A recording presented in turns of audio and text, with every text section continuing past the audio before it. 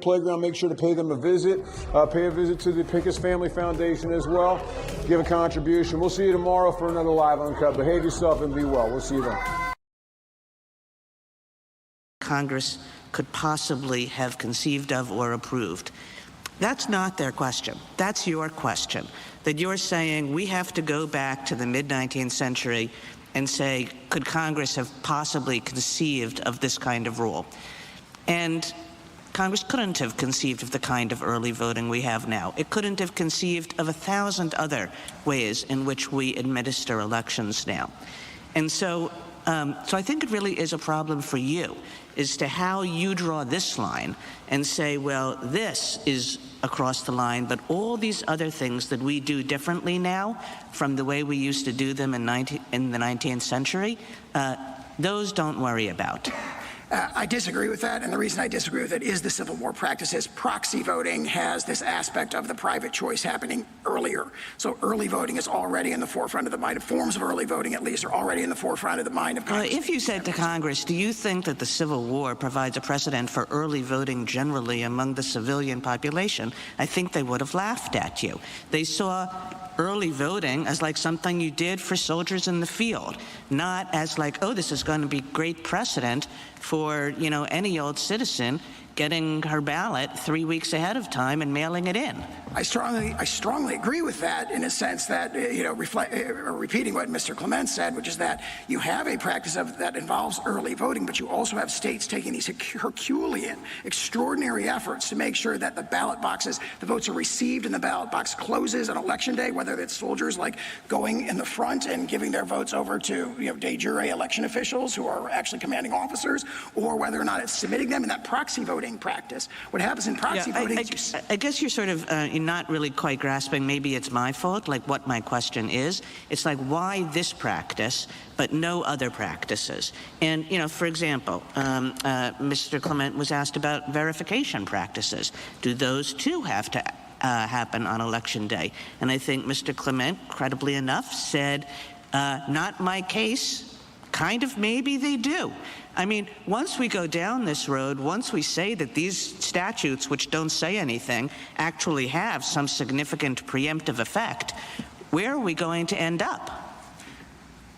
I think my answer to that is that the ordinary indicators of original public meaning from the 19th century do grapple repeatedly, surprisingly repeatedly grapple with the question whether or not receipt is essential to election. So Leroy against Foley describes it as the essential thing in election is casting in receipts. And we've cited 11 cases, 3 treatises, 5 dictionaries. Whenever they get to the point of considering whether casting and receipt are required, they unanimously, there's this impressive consensus.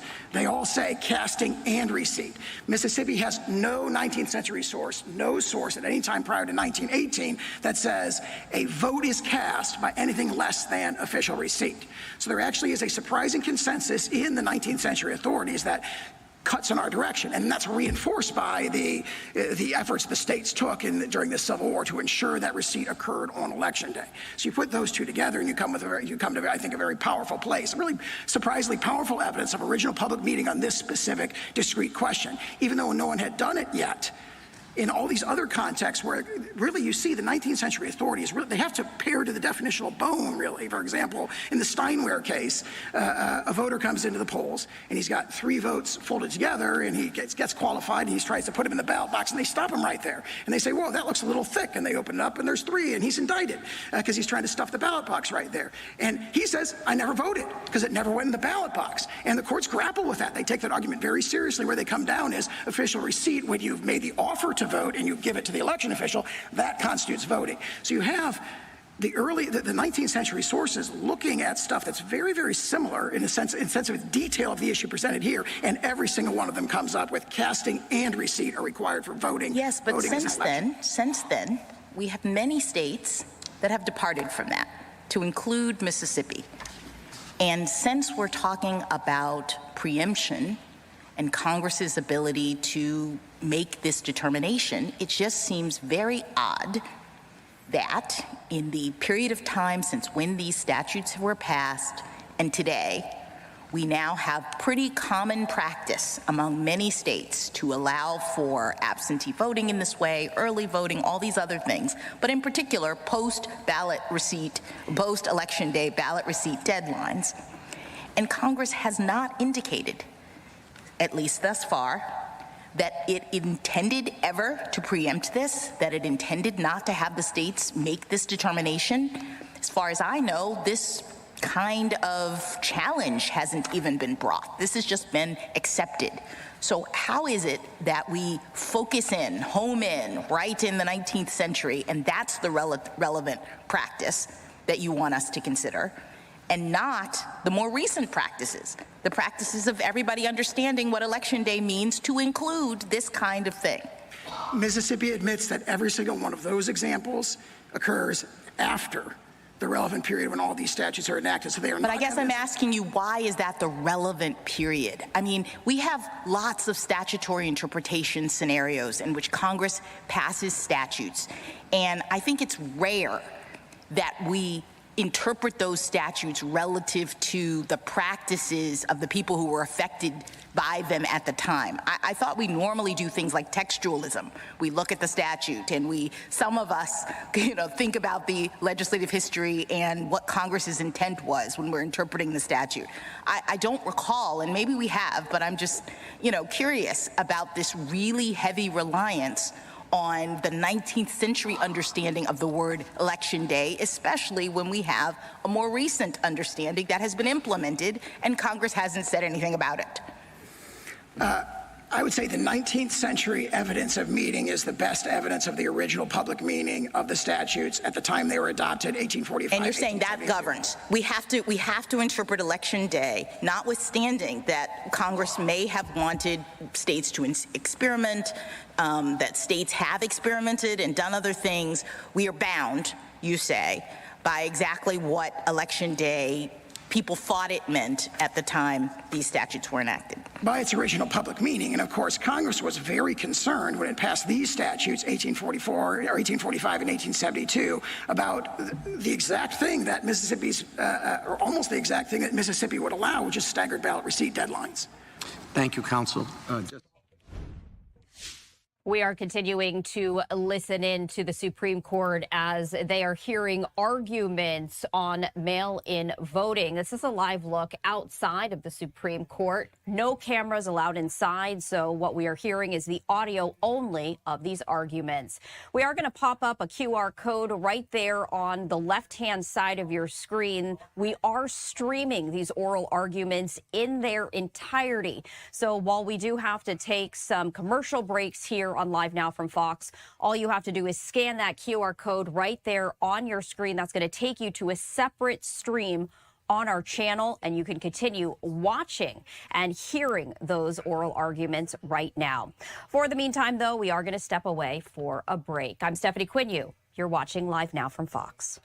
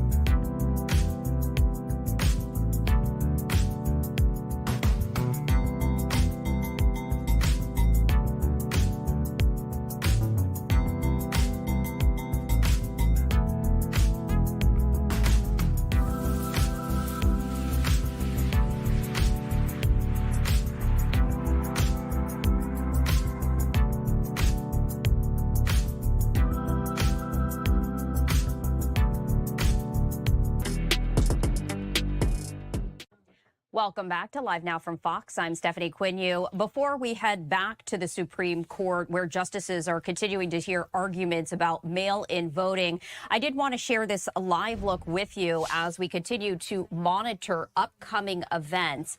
Coming up at around 1 p.m. Eastern Time, we are expecting to hear from President Trump as he attends a Safe Task Force roundtable in Memphis, Tennessee. So you can see that a lot of folks already in attendance as this is set to get underway in just about 50 minutes. We are going to be heading to this as soon as it begins. Meantime, White House spokesperson Caroline Leavitt shared this. President Trump visits Memphis to tout crime fighting. So a little bit more information about why President Trump is in Memphis, Tennessee today. In the meantime, though, we are going to head back to the Supreme Court as you're taking a live look outside of the building. All of these arguments are audio only, meaning no cameras are allowed inside. That's why we can't get a live look of the justices as they continue to question the attorneys in the mail-in voting case. But we are going to hear that audio right now. More than in-person voting or on-the-spot qualification checks by fellow voters is baked into an election. I would add, Justice Sotomayor, you mentioned some things, Payne Treatise and otherwise. I would also say, if you look at the Solicitor General's sources, they emphasize not just voter choice, but they also emphasize that at the time the method of making that choice was in-person, on-the-spot qualification checks, those kind of things. Those are not things you really see quoted or cited in the Solicitor General's brief, but they bear out what we've said about Mr. Clement's 19th century election codes. I'd say that also this history explains the Civil War receipt of absentee ballots. Mr. Clement alluded to the idea that states went to Herculean efforts to receive ballots on Election Day. That's not what they went to Herculean efforts to do. They went to Herculean efforts to hold elections effectively in person because that is the method of voting that people used at the time. That's why field voting was so dominant. And the other thing that states were trying to do at the time was to adhere to actual or perceived in-person, in-district voting requirements. So that's what they were doing. They were holding elections where people would cast ballots in person, which was the common standard way. And when that's happening, yes, naturally, ballots are going to be received by Election Day. That did not make it a ripe issue or a settled issue. It did not decouple ballot receipt from ballot casting, but it did not foreclose that either. Last thing, I just want to refer to your neighbor again, Justice Gorsuch. I want to be clear. We have not made the argument for the neighbor to be allowed to cast ballots, but I will say that I would emphasize my friends do allow the neighbor to cast your ballot. The neighbor just needs to be designated, I think, as Mr. Clement put it, cloaked with government authority. It's quite something for a neighbor, a party boss, some bad actor to be able to become a ballot receiver just because they're cloaked with state authority. If that's allowed, then I don't see why the historically recognized for 100 years method of casting a ballot through the mail would not be equally legitimate, especially when the federal government itself is perfectly fine with that method, and Congress has been fine with that method for United States tax returns, which carry huge civil and criminal consequence, also are very critical on deadlines. I think the best way to resolve this case is to come back to the text, history, and precedent, which we've said many times, just does not decide the key issue. This is ultimately a federalism case. The question is whether, as I think Justice Jackson put it, did Congress in 1845 block states from adopting a practice that no one had wide reason to consider at the time? Congress wasn't thinking about it. It didn't decide that. It didn't wall states off from doing that. We ask the court to reverse. Thank you. Thank you, counsel. The case is submitted.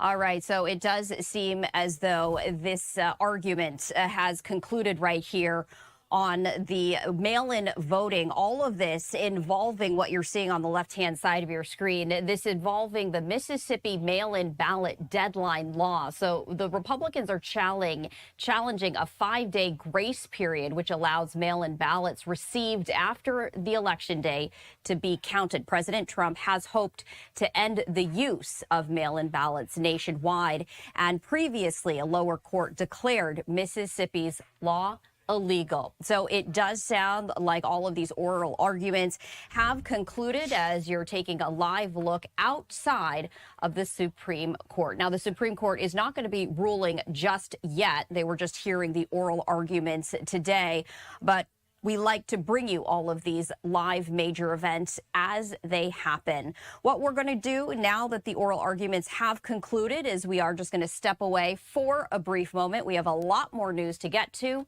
on the other side. We'll be right back.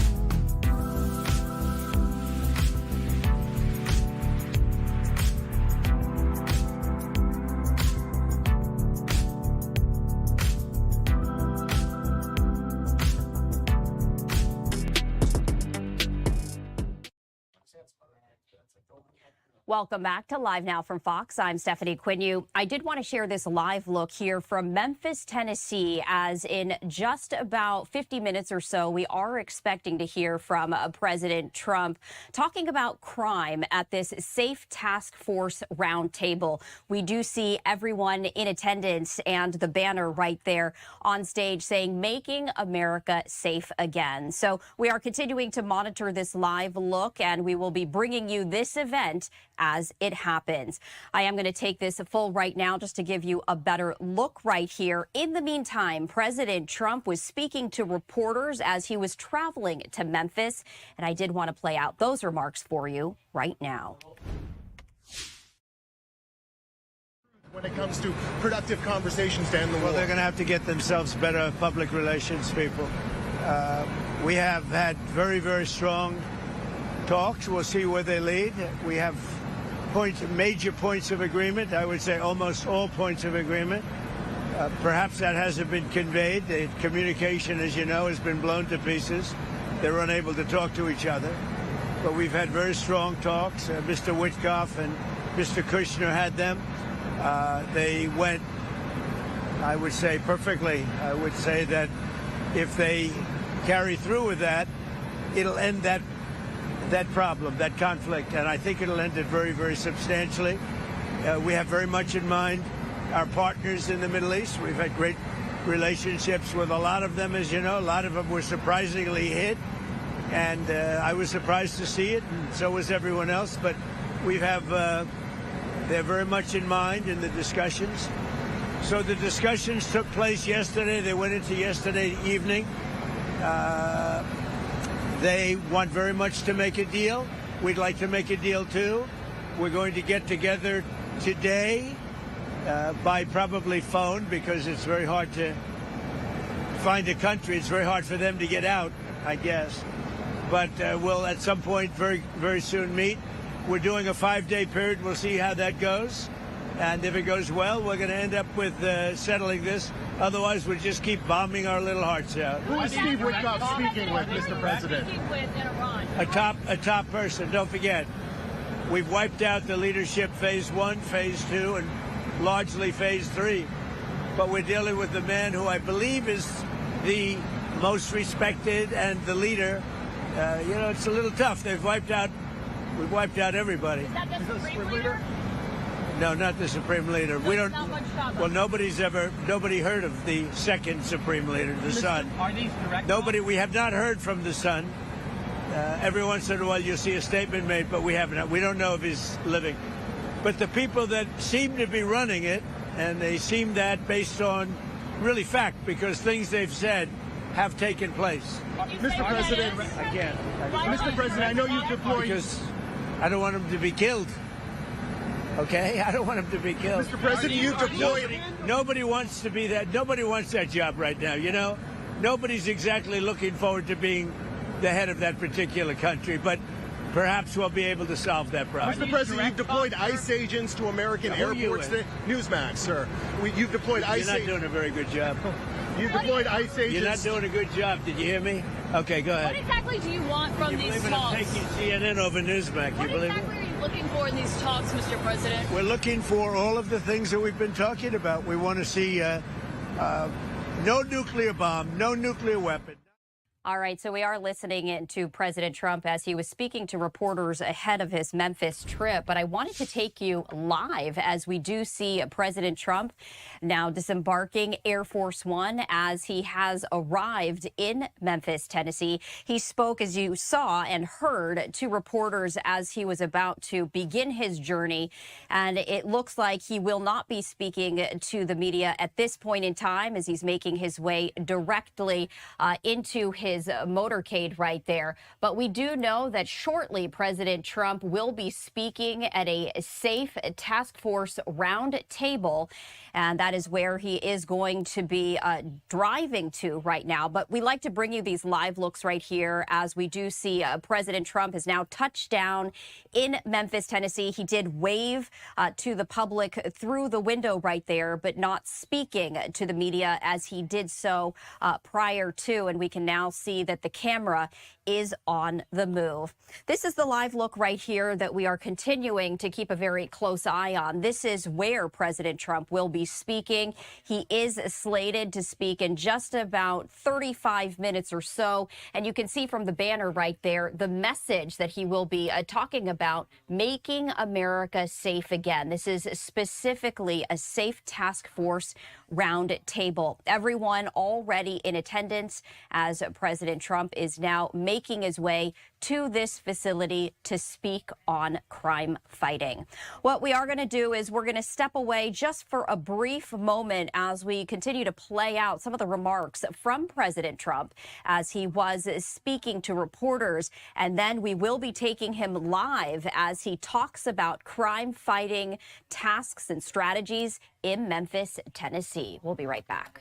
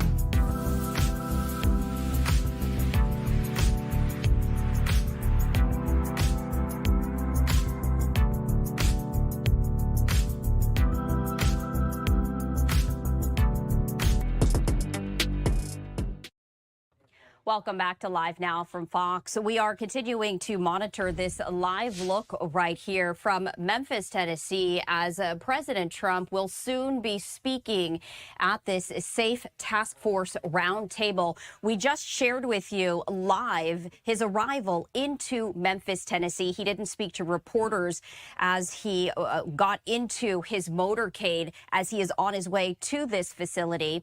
But prior to that, he did speak with reporters on his way to Memphis, and I did want to continue playing out his latest remarks for you right now.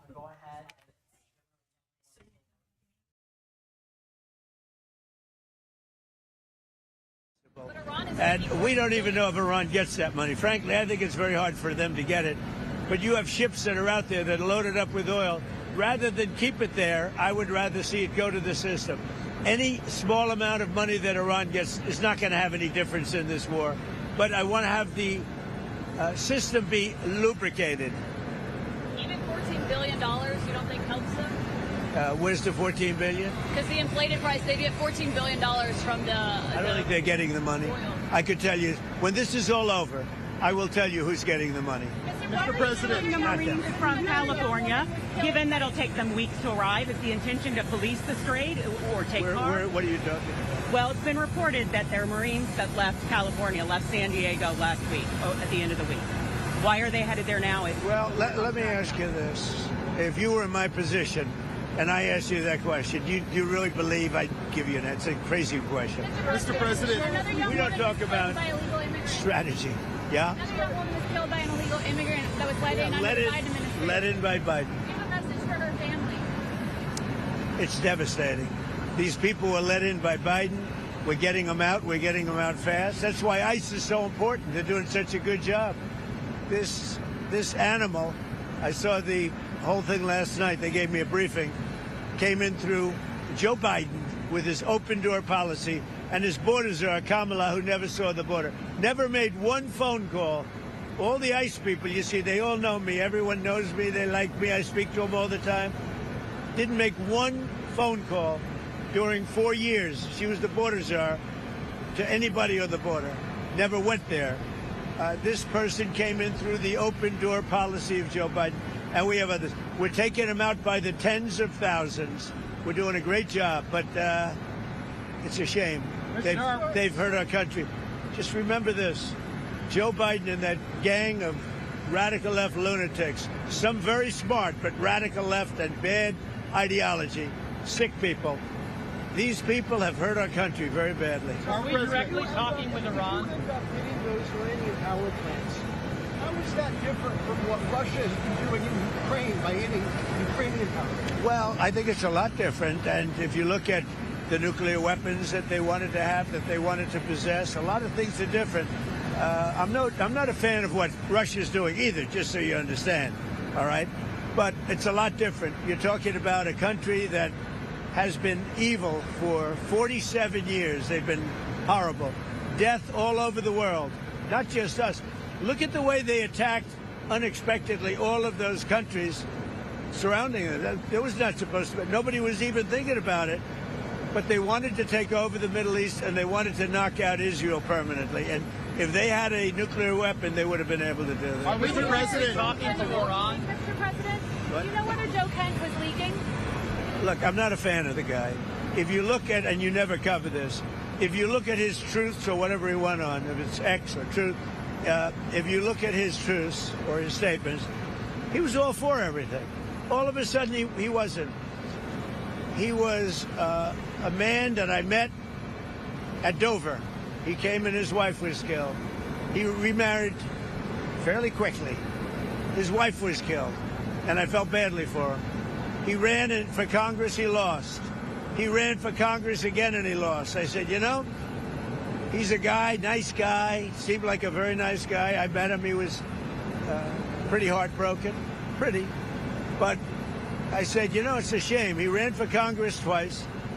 Call him up, give him a job in the White House. Smart. They gave him a job in the White House, and this is what he does to me, you know? Being a nice guy doesn't pay off too much. Mr. President. Think of it. He loses twice in Congress, ran not very good campaigns, should have won. but he loses twice. How do I get him? I have my people call him, because I didn't deal with him for the most part. I saw him a couple of times, but I never dealt with him at all. I had no idea his ideology was left or right, whatever it is. I can say this. He said very strongly that Iran is not a threat. Iran's been a threat for 47 years, and there's not a country in the world that doesn't agree with me on that. So I take this guy, Joe Kent, who lost twice for Congress, pretty badly and tough, and was devastated, and I know that he lost his wife. So instead of letting him live out his life, I brilliantly have my people call him and offer him a job in security, essentially, in the White House. And what does he do? He goes out and he says that Iran is not a threat to get publicity. Now, he probably signed up with CNN, or maybe he signed up with your division of Newsmax, I don't know, but probably signed up with CNN or somebody. But if you look at his tweets, X's or Truths, whatever he uses, I don't know because I don't follow him. What he said is 100% he agrees with me. All of a sudden he leaves. I never knew he had a problem. Now, I hear they're looking at him for leaking. That's possible. But just so you understand, just to put it to rest, he lost twice badly. He also lost his wife. He's remarried since. He lost his wife. I felt badly for him. So I told my people, reach out to him, give him a job at the White House. This is the thanks I get. Any other questions? Overall crime in Memphis. He said Iran was not an imminent threat, that's what the intelligence showed. I think it was an imminent threat. I think that Iran, if we didn't bomb them with the B-2 bombers, now that set them back, but if we didn't hit them with the B-2 bombers, they would have had a nuclear weapon within 2 weeks to a month. And if they had a nuclear weapon, they would have used it as soon as they got it. If you obliterated their nuclear sites last summer with your strikes, then how can you argue it was an imminent threat now? Oh, we hit them so hard, we obliterated them. But that doesn't mean with the right equipment, you can't dig down and go get it. We don't want that, and we won't have that. But we obliterated that site. They still haven't been able to get it. That was a complete success. But if it wasn't, they would have had, if we didn't hit them, if we didn't use the B-2 bombers, which are unbelievable. We just ordered 22 more of them, modern version, by the way, super modern version.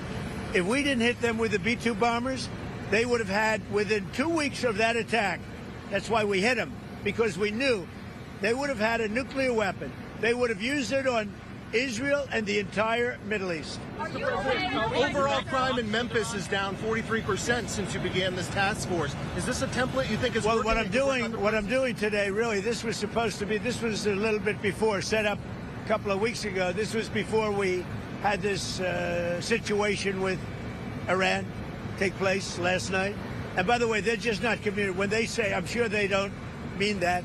When somebody says, oh, I didn't know you were talking, we were talking last night, and I'm sure they have a lack of communication, which is appropriate considering we blew up, in addition to their Navy, Air Force, every division, their radar. We also blew up all of their anti-aircraft and communication. So they have no telecommunications. So there is a lack of, I would imagine, a lack of coordination. If you're worried about the miscommunication. Well, we think all we can do is think, look, we have numerous leader groups. They've all been killed. Very dangerous position. Khomeini was killed. Khomeini's son is unavailable. Nobody knows what happened to him.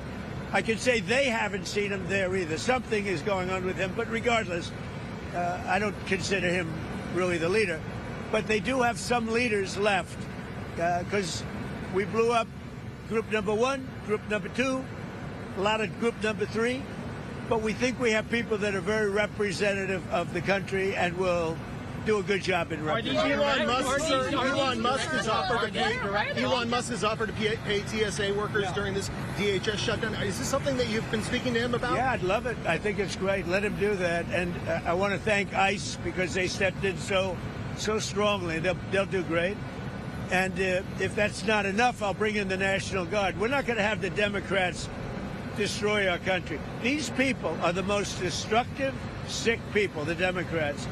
They want, and they're fighting for this. They're fighting for men and women's sports. They're fighting for transgender for everybody. Everybody go out, get your kid a nice operation, and change the sex of your kid. They're fighting for, think of it. They don't want you to do voter ID. You walk into a booth. In California, if a person who's doing voting, an official, asks you for identification, they're subject to being arrested. What's wrong with this country? So we're fighting it hard. And I think they should, because the Democrats are being blamed for the shutdown, and it's their fault, and they're getting killed. That's why when I announced yesterday about ICE, the Democrats called. We want to settle. We want to settle. And I told the people, don't settle. Don't settle. Because we have something bigger. Only settle if you get the Save America Act, voter ID, and so important, proof of citizenship, etc. Thank you very much. Whose idea was that? To put ICE in the airport. We're dealing really... Whose idea was it? Mine. That was mine. And can I ask you said That was like the paperclip. You know the story of the paperclip? 182 years ago, a man discovered the paperclip. It was so simple. And everybody that looked at it say, why didn't I think of that? ICE was my idea. First person I called was Tom Homan. I said, what do you think? He said, I think it's great. Then I saw today there was some masks on. I didn't think the masks were appropriate. I put out a statement and I asked them, would it be possible to take off the mask? Because they should wear a mask when they're dealing with the murderers and the thugs let into our country. You said there's many points of agreement with Iran right now. Many. What can you give us a Many, like 15 points. 15 points. Iran has said yes. Well, they're not going to have a nuclear weapon. That's number one. That's number 1, 2, and 3. They will never have a nuclear weapon. They said yes to that? They've agreed to that. Will we see illegal migrant arrests at airports, sir? Arrests? Will we see ICE arresting illegal migrants at airports? Yeah, that's why the Democrats are going crazy, because they've allowed, by what they did, and hold up, we put ICE, who are a very high level, I mean, they really are a high level group of people, and they love it because they're able to now arrest illegals as they come into the country. That's very fertile territory. But that's not why they're there. They're really there to help. Are we talking to Iran directly? To no enrichment whatsoever, even for medical purposes, civilian purposes? They have. Thank you. What about the Strait of Hormuz? Who's going to be in control of that? That'll be opened very soon if this works. How soon? And who's in control of it? Will Iran still be able to control the flow of oil? Be jointly controlled. By who? Maybe me. Maybe me. You want the United States to be in Me control and the Ayatollah, whoever the Ayatollah is, whoever the next Ayatollah. Look, and there'll also be a form of a very serious form of a regime change. Now, in all fairness, everybody's been killed from the regime. They're really starting off. There's automatically a regime change. But we're dealing with some people that I find to be very reasonable, very solid. The people within know who they are. They're very respected. And maybe one of them will be exactly what we're looking for. Look at Venezuela, how well that's working out. We are doing so well in Venezuela with oil and with the relationship between the president-elect and us. And maybe we find somebody like that in Iran. Are you considering any more options to lower the price of oil while these stocks? The price of oil will drop like a rock as soon as a deal is done. I guess it already is today. No, we have a very serious chance of making a deal. That doesn't guarantee anything. I'm not guaranteeing anything. I'm not going to come out here in a week or 2 weeks and have you all say, oh, you said. All right. So we were just hearing from President Trump speaking to reporters, but this is a live look right here of inside the facility where President Trump is going to be speaking at a safe task force roundtable. We also see that he's joined by some of his staff. We see Attorney General Pam Bondi, Secretary Hegseth, and others. But let's raise the audio right now and listen in. To the hills of Tennessee, across the plains of Texas, from sea to shining sea, from Detroit down to Houston, and New York to LA, where there's pride in every American heart, and it's time we stand and say. And of course, we do hear the music right here as everyone is applauding the arrival of President Trump. We see him joined by a number of his staff. He's flanked by Secretary Hegseth and Attorney General Pam Bondi. We also see FBI Director Kash Patel and Stephen Miller there in attendance. This is a roundtable talking about crime crackdown. So right now he's being welcomed warmly by the crowd. We do expect them to be seated momentarily as they talk about the task force that has been implemented in Memphis, Tennessee, to address the crime in that area. They are expected to talk about the results from this task force that was implemented just a number of months ago. So we do see that everyone is still standing, their cell phones at the ready, recording the president's arrival right here.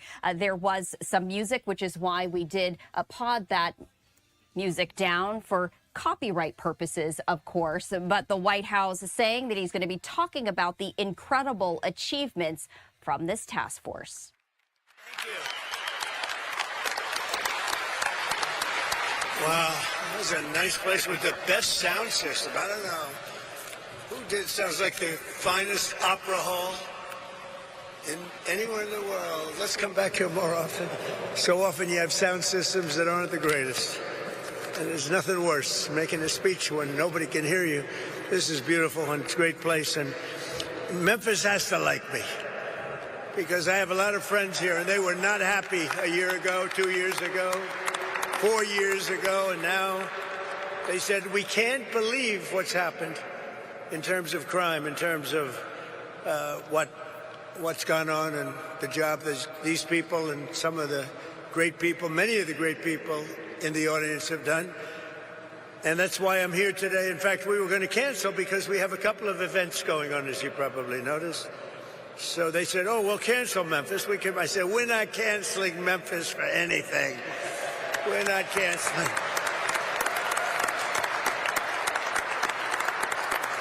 We're not going to cancel Memphis, but we do have some big things happening, and very positive, I have to say. So before getting to our important discussion this morning, let me provide a brief update on Operation Epic Fury, which is a very good name, as it turns out. That was a name. They showed me 20 names. Sir, what name would you like? I didn't like any of them.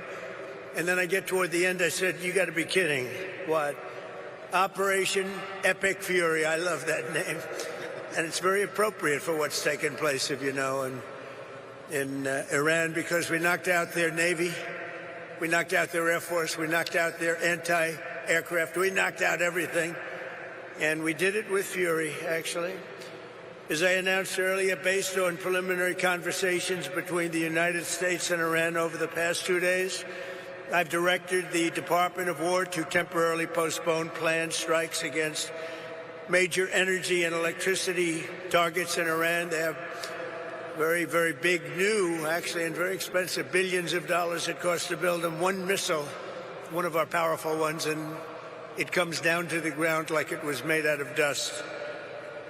But to determine whether a broader agreement can be reached, we've had very good discussions, very, very good discussions. And you have to understand, I know my whole life has been a negotiation, but with Iran, we've been negotiating for a long time. And this time, they mean business. And it's only because of the great job that our military did is the reason they mean business. They want to settle, and we're going to get it done, I hope. So hopefully this will be possible, but no matter what, we'll ensure that Iran never obtains a nuclear weapon. They can't have a nuclear weapon. They would have had one if we allowed the Obama deal to stand. That was the Iran nuclear deal, they called it. They would have had one. Marcia 3. Well, I'll tell you what, Martha, we would have nuclear weapons up there when, would you say, 2 years ago, 3 years ago, or 4 years ago? We would have been in a position that nobody wants to be in. We won't allow ourselves to be in that position.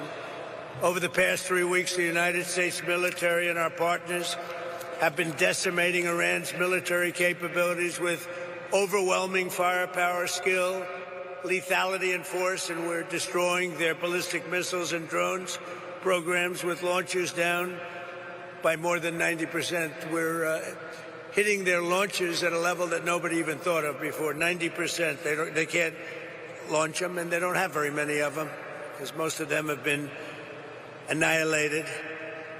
But we've annihilated their defense industrial base, eliminating their Navy. We had 158 ships are down. I said to my people, why didn't you capture the ship? I said, were they good or not? They said, they were great, sir. So why didn't you capture it? We could have used them. They said, it's more fun to put them at the bottom of the sea. But they're not there anymore. So we eliminated their Navy, Pete, right? And that's gone. We eliminated their Air Force. We eliminated all of their air defense, everything. We eliminated everything there is to eliminate, and we eliminated them. We eliminated their leaders. We had the first set of leaders. They're gone. Then they met, 88 people met. And it's sad. I mean, it's sad they couldn't have made a deal. We could have made a deal with them a long time ago. Then the second set, 88 people met to pick a new leader. And they're now extinguished. And then they're meeting again, but now nobody wants to be the leader. It's one of the few political jobs that nobody wants anywhere in the world. Nobody wants it. It's a very dangerous job. My job is dangerous too, but their job is worse. In other words, we're systematically dismantling the regime's ability to threaten America. They're not threatening us anymore. As Commander-in-Chief, it's my sacred responsibility to protect our country from all threats. For decades, Iran refused every opportunity to renounce its nuclear ambitions, and in recent months, its own negotiators bragged to our representatives about having enough material to make nuclear weapons. And that was supposed to deter me, but it didn't deter. It made me more anxious, and it just made it much more important. This mission that we're all on together was much more important, and we did it quicker. Iran's missile capabilities were also growing so fast that it would soon have become virtually impossible to stop them. Once they have a missile, once they have what they were building was incredible. And you got a little glimpse of it by the fact that when they came out, they started shooting all of their neighbors. Their neighbors weren't fighting with them. They were getting along okay with their neighbors. And I was surprised. Everybody was surprised. And it actually worked in reverse because their neighbors then turned against them. Now Iran has one more opportunity to end its threats to America and our allies, and we hope they take it. Either way, America and the entire world will soon be much safer and will be a much more secure planet. In addition to all of this, we're working on so many different things. You know, our economy was fantastic. We had a Dow at 50,000. They say it couldn't happen in 4 years. It wouldn't happen during my term. But if I got anywhere close, it would be a great success. Well, in my first year, we hit 50,000. And with the S&P, they said, even more difficult. They said it would be impossible to hit 7,000 on the S&P. And we hit that in our first term. And then, unfortunately, I called Pete, I called General Kane, I called a lot of our great people. We have great people. And I said, let's talk. We got a problem in the Middle East. We have a country known as Iran that for 47 years has been just a purveyor of terror, and they're very close to having a nuclear weapon.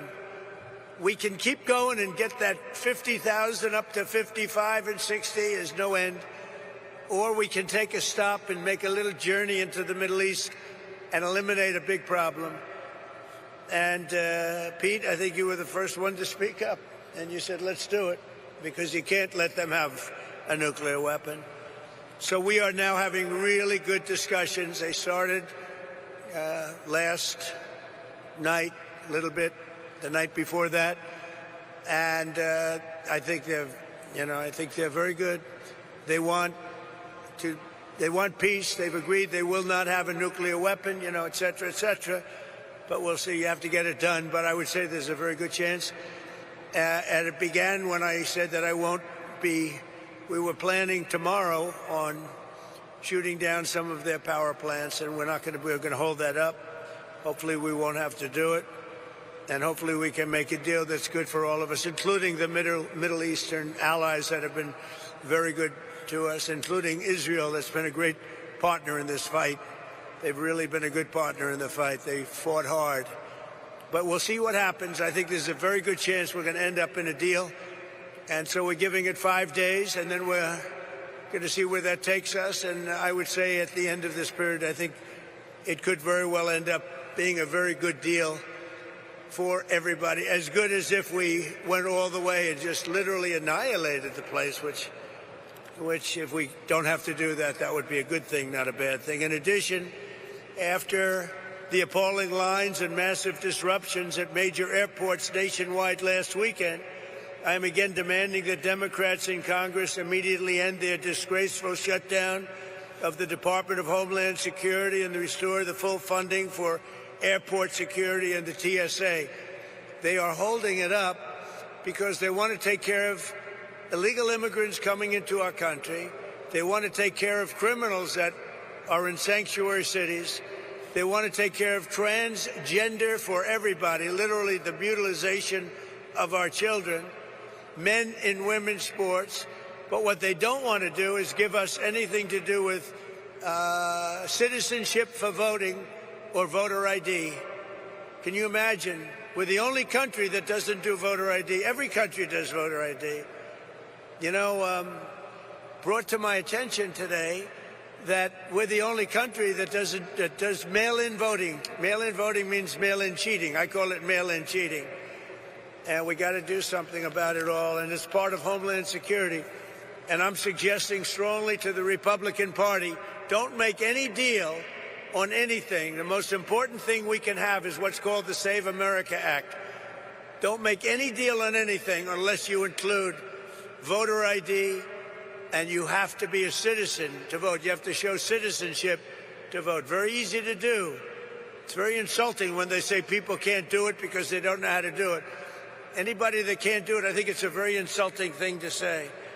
The Democrats are fully to blame with the struggle of the great American public is going through at the airports. They're going through a big struggle right now, and we just put ICE in charge, and they're helping TSA, the agents, and they're working together so far very well. I actually suggested that in the airports they take off their masks, and they did that. In the airports, I'm a big believer in the mask because we have, you know, Biden allowed hundreds of thousands of killers into our country. We're rapidly getting them out, by the way. But they would go after these people if they knew exactly who they were. But in the airports, it's different. I didn't love the look in the airport as you get off the plane. So I made a request and they agreed to it. So they're not going to be doing that. We would also bring out, if we don't have enough, we will bring out the National Guard and, you know, where we need it to help out at the airports. But we're not going to let this happen. It's extortion by the Democrats. They're holding up money that's already been approved, and now they're willing to go $5 billion reduction in ICE in order to get the approval on a deal that they approved, the great big beautiful deal, which is the biggest tax cut in history, the biggest regulation cut in history. They want to basically renegotiate a deal that they already approved, and they're doing it largely for a criminal element. So also the Democrats are putting our country at great risk during this period of time, a period that they call a war. They call it a war. We call it a military operation. Their leaders during this time are, as you know, as you want to say, they're in a never land. Schumer is gone. I mean, he's a Palestinian. He should be fighting on the side of Palestine. He's actually become a Palestinian leader. I don't know. I've never seen a man change so much. He used to be pro-Israel. Now he's pro-Palestine. I've never seen anything like it. And, you know, he's worried he's going to lose his next election, which it only depends if anybody runs against him. If anybody runs against him, he'll lose. But he's gone very wacky and very dangerous for our country. But we want all of those things. We have to have them. We want voter ID. We want proof of citizenship as part of our funding. We want to merge them so that we can get the great, big, beautiful bill in action, and we can get the America and Save America. You know, they called it the SAVE Act, but nobody knew what the SAVE Act was. So I said, you have to call it, under any circumstances, you have to call it the Save America Act, because everybody knows what that is. So they want funding taken away from the ICE patriots who are responsible for getting rid of the criminals that Sleepy Joe Biden, the worst president in the history of our country, and his gang of thugs in the White House. You talk about weaponization. They weaponize everybody. You know, when Pam looks at somebody, oh, it's weaponization. They've indicted me. What they've done to me and everybody else, it's a disgrace. They're the weaponizers, and what they've done to people, can never let that happen again. We can never let them get away with it again. They are the greatest weaponizers. Fortunately, it didn't work, because here I am with you. So it didn't work out too well. Didn't work out too well. But they want to have people come into our country. And so many of these people are murderers. They're drug dealers. They're the worst criminals anywhere in the world. They want them in our country. They don't want them to come out. They make it almost impossible, but we get them out anyway. They should have never been allowed to enter our sacred ground. These people should have never. They came from all over the world. They came from all over. They came from the Congo in Africa. They came from all over South America, Asia, everywhere. And they were from jails and mental institutions. They were drug dealers. They were murderers. 11,888 murderers. In any event, the Democrats are being blamed by the American people for the catastrophe going on right now at our airports and at other points of transportation and beyond. And we want the public to know we're not going to let them out of this trap that they created for themselves. And I'm suggesting very strongly that the Republicans, in going for the Save America Act, that you weld it into exactly this, because voter ID is part of Homeland Security. Think of it. We're talking about two separate items, but they're really the same. Voter ID is part of Homeland Security. And citizenship, proof of citizenship, is part of Homeland Security. So I think it should be welded in. I think it should be together. You should vote together, because the public has not liked what they've done at the airports. And they've done it, and the public understands it. They've gotten wise to them. Republicans do not settle with Democrats and let them out of this hole that they've buried themselves in. You have to take the votes in the Senate to approve. You need votes to approve. We have to get Democrat votes. And at a certain point, if you could get rid of the filibuster, it would be great. It would be great. Get rid of the filibuster and get it all done. So we'll get it done. We want another thing. We can, or we don't have to, add those other items. And by the way, they say they're 80-20 items. They're not 80-20. They're 99-1. Men playing in women's sports is a 99-1. You look at transgender mutilization of our children, that's a 99-1. And we have that in the bill, too. So they won't sign it. Then let the people reject them. And what we have to do is we have to win the midterms. This is the most important election, because all of the gains that we've made, we built the greatest economy, the greatest military. I built the military in my first term, and we built the greatest military in the world. We're showing it now with Venezuela, with Iran. Everybody knows we have the greatest, most powerful military in the world. And we're in a position that we haven't seen. We're respected. You know, our country now is respected all over the world. A year and a half ago, we were a laughingstock. We were a laughingstock. The King of Saudi Arabia told me a year and a half ago, he said, "President, I can't believe what's happened to America. 1 year ago, you were a laughingstock. Nobody thought you could ever survive.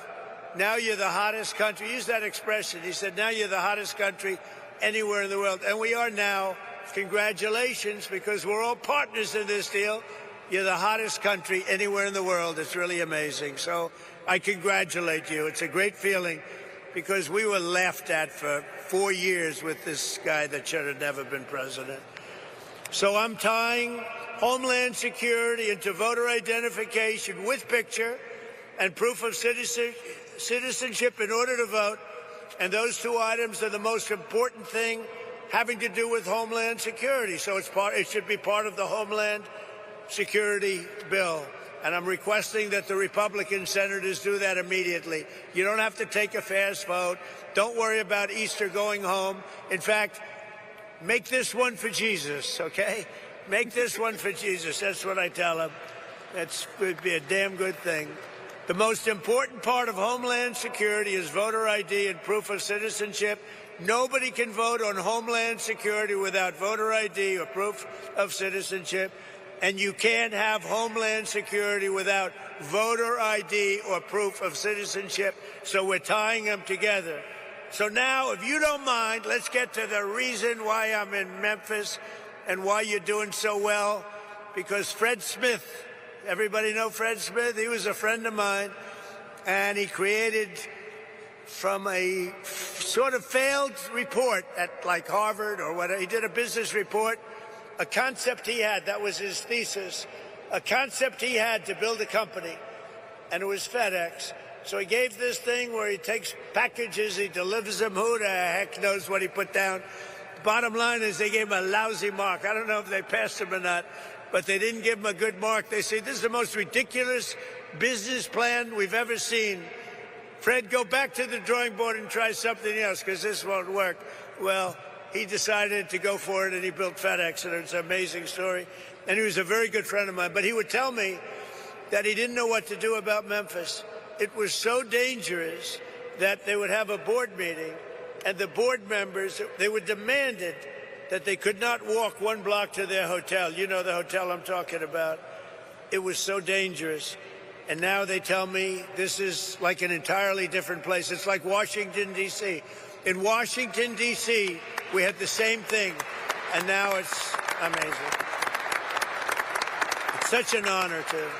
If only more governors, your governor called, and he said, we love it. Your mayor has been terrific. Your mayor has been terrific. But look at the results that you've got. Look at the results. And everybody should do it. You know, if I was Chicago, Pritzker, he's a failed governor. All he has to do is say, President, we're having a problem in Chicago. Could you come in and fix it? We'd have it fixed in 2 months.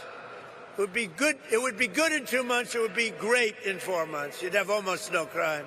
But he can't do it. And it just keeps going the same way. So that's the reason I'm here, to tell you how well you've done, how well we've done. I mean, I just came in and people greeted me, sir, thank you very much for what you've done. I said, oh, where are you from? Memphis. What did I do? You stopped crime. And your sheriffs are so thankful. And, oh, you haven't seen it yet. You know, we've just been here a short while. In another 2 or 3 months, you're going to have, like, no crime. And, you know, we take these criminals. Is that our handsome senator down there, Bill? Is that our handsome senator, Bill? You got both of them down, but you're going to have a new governor here soon, I guess, huh? You're going to have a very new governor. Would you two stand up as senators? Please stand up. Two of the greatest people. Two of the greatest people. They never let me down, you know? Some let me down. They never let me down. Thank you. Last September, my administration launched the initiative modeled on D.C. Safe Task Force in our nation's capital. One of the most amazing things, I mean, I hate to say it, now I can say it, but our nation's capital was one of the most dangerous places on earth. People were being killed. They'd go in from Iowa, they'd go from Indiana to see the Washington Monument, and their parents would get a phone call they'd been killed. And it was happening a lot. It was really bad. And like this, actually, yours was at a level higher, to be honest with you. It was really bad. But it was happening a lot. And now you walk down Washington, it's like everybody that sees me in Washington, we've been doing that another couple of months longer. Everybody sees me in Washington, they say, thank you, sir. Thank you. And I immediately know what. You know, they could thank me for a lot of things. I said, are they thanking me for the economy? I know immediately. We have people working in the White House, young women. They walk, I would say normally beautiful young women. Ever since I got elected, I don't like to say that, because usually when you say a beautiful woman, Isn't she beautiful? That's the end of your political career. So I never say that. But young women coming up to me and they're saying, sir, thank you so much. I know immediately what they're talking about. I say, how big a difference is it? They say, we walk to work. We were afraid to walk into an Uber. We were afraid to walk into a car. The car would be, it didn't matter. The car was being robbed when we were in the car. And it was much more than being robbed. Being robbed was the least of it. And we took out over 3,000 people. And you know, there's an expression that 90% of the crime is caused by 2% of the population. And when you hear that, you realize why we can do such a good job. We moved 3,000 people out, permanently out of Washington. These were career criminals. Many of them came in through the Biden open border disaster. They came in. They weren't there. They came in. They said, we want to live in Washington where they'll take good care of us, give us plenty of welfare. And we got them all out. We moved them back to their countries. Sometimes we'd put them in prison because they were so dangerous. We had one person who killed 4 people in a short period of time. Many of the people, 11,888, 50% of them in our country, they came from jails. Other countries opened their jails and let them into our country because Biden and his great border czar, the border czar who never once went to the border, never once called Border Patrol. But his great border, perhaps you've heard her, Kamala. Has anyone heard of Kamala? She was the border czar. That was like having nothing as a border czar. And they poured into our country and they made our country very, very unsafe. And the job that ICE and Border Patrol have done, they don't get the appreciation they deserve. They are great American patriots. They're incredible people.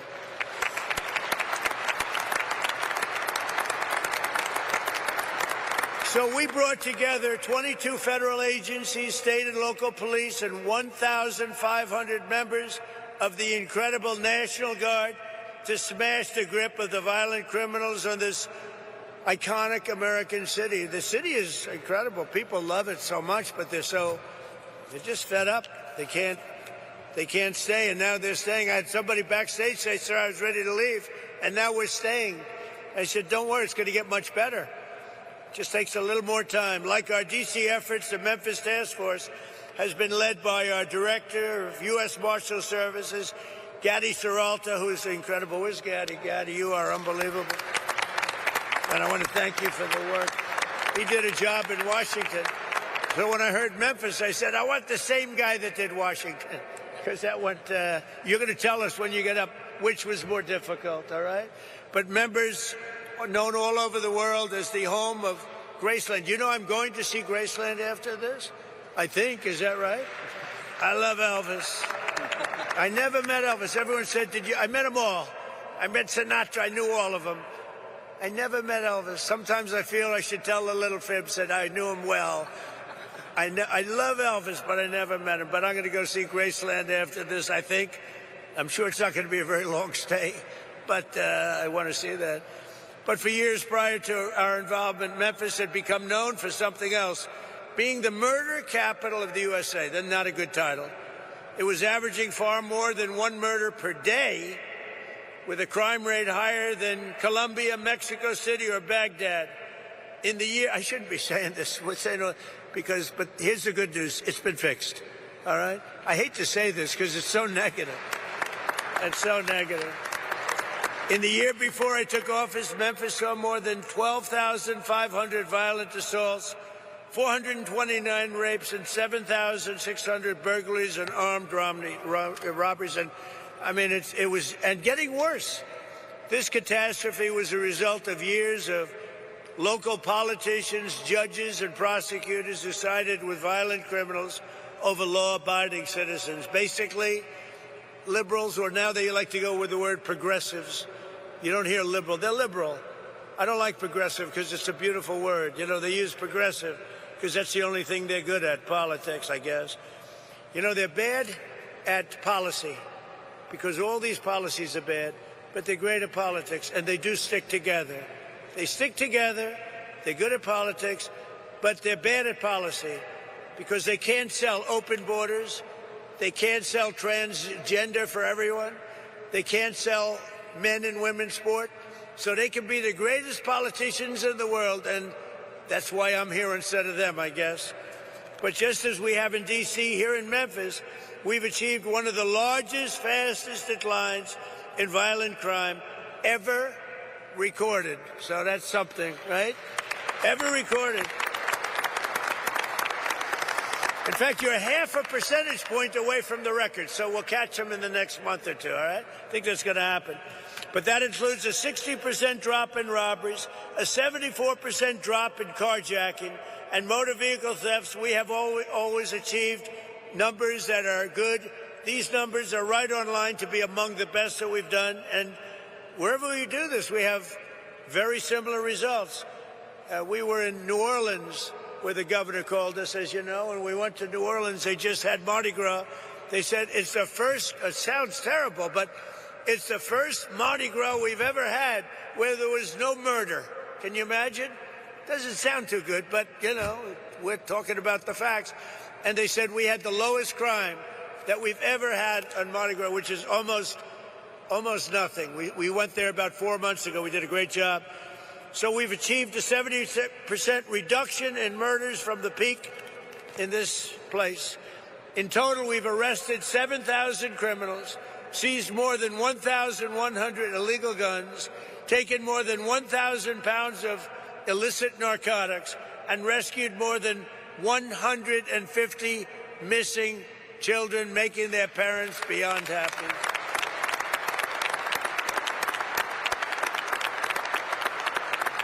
So I'd like you to please join me in thanking, I tell you, every single law enforcement hero here today. We have a small number compared to what's doing the job, who helped make Memphis safe again. Memphis, just so you know, with all of the things we said, you have now developed a reputation as a city that's coming back stronger than any city in the country because of what's happened with crime and because your political leaders had the courage to do what they did.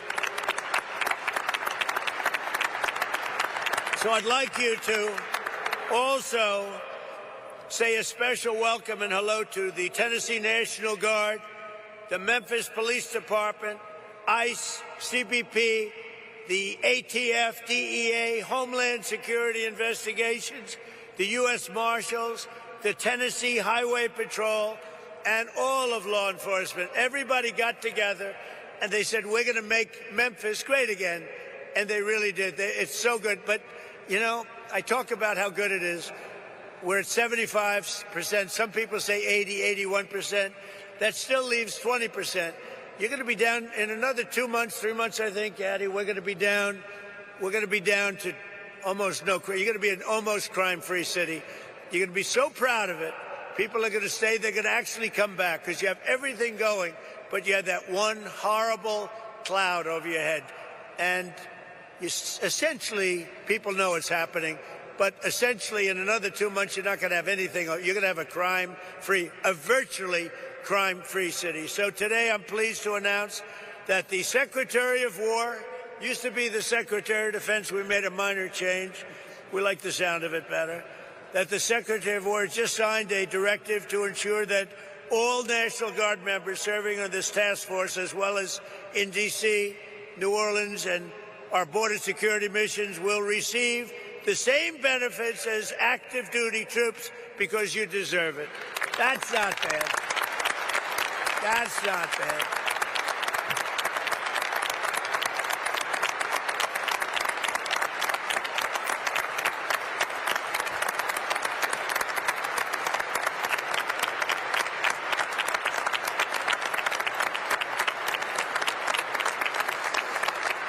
So before we leave, I want to thank Attorney General Pam Bondi, Secretary of War Pete Hegseth. These are great people. Chief of the National Guard Bureau General Stephen Nordhaus, FBI Director Kash Patel, wonderful guy, actually.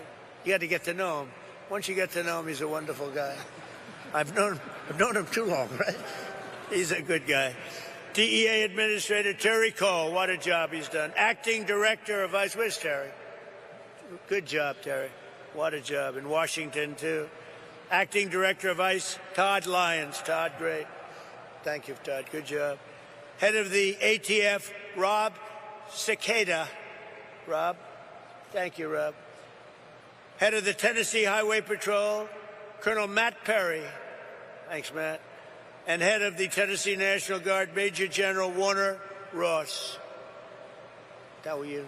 You guys look Central Casting. These are Central Casting people. What did you need us for? You didn't need us. Anyway, they had to let you do your job, right? They're letting you do your job now.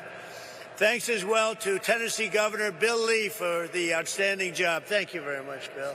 We appreciated your call.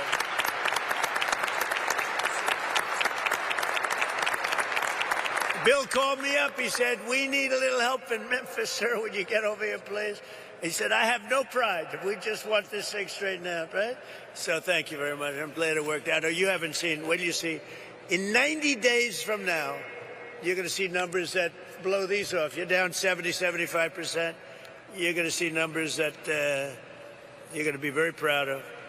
Senators Bill Hagerty and Marsha Blackburn. Great people.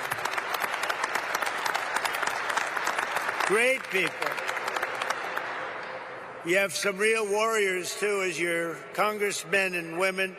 David Kustoff, Andy Ogles, Diana Harshbarger, John Rose, Matt Van Epps, and Chuck Fleischman. Will you all stand up? Warriors all. Everyone. Great, great people. You don't get better, and it's not the easiest job, is it, huh? Speaker of the, you know what I like about them? They're not 3 o'clock in the morning. Sir, I get a call from Mike Johnson, Speaker. Sir, we have a problem. What time is it, Mike? 3 o'clock, sir, morning. We voted 9. We need, it's always the same, you know, it's like 8 or 9. Sir, could you call them for us and see if you can get their vote? 3 o'clock. Call them up. Hey, Jim, how you doing? Hello, sir. I'm not there. I'm not there. Well, you got to get there. 9 o'clock, you got to vote. Sir, could I have a little breakfast so we could discuss this bill? You know, like a perfect bill, like, you know, voter ID or something. You know, the bill, you don't have to be too great to do it. Said, could we have maybe a little breakfast at the White House, sir?